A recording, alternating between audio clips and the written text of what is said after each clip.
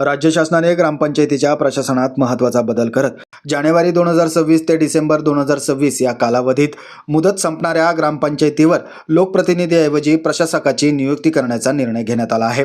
त्यानुसार कोपरगाव तालुक्यातील एकूण 75 ग्रामपंचायतीपैकी 29 ग्रामपंचायतीवर आजपासून प्रशासकीय कारभार लागू करण्यात आला आहे।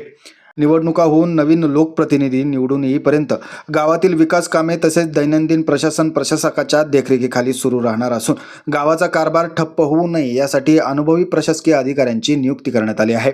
या संदर्भात महाराष्ट्र शासनाने 23 जानेवारी रोजी अवर सचिवांच्या स्वाक्षरीने अधिकृत आदेश सर्व जिल्हाधिकाऱ्यांना पाठवले आहेत। त्यानुसार मुदत संपलेल्या सर्व ग्रामपंचायतीचे अधिकार जिल्हाधिकारी व त्यांच्या मार्गदर्शनाखाली नियुक्त प्रशासनाकडे सोपवण्यात आले आहेत। शासनाच्या आदेशानुसार विस्तार अधिकारी, पंचायत कृषी अधिकारी, शाखा अभियंता, सुपरवायझर तसेच केंद्र प्रमुख यांसारख्या अनुभवी अधिकाऱ्यांना विविध ग्रामपंचायतीवर प्रशासक म्हणून जबाबदारी देण्यात आली असून याबाबत अधिकृत यादी प्रसिद्ध करण्यात आली आहे। कोपरगाव तालुक्यात या आदेशाची अंमलबजावणी गट विकास अधिकारी संदीप दळवी यांच्या मार्गदर्शनाखाली सुरू असून संबंधित ग्रामपंचायतीमध्ये प्रशासकीय कामकाज सुरू झाले आहेत।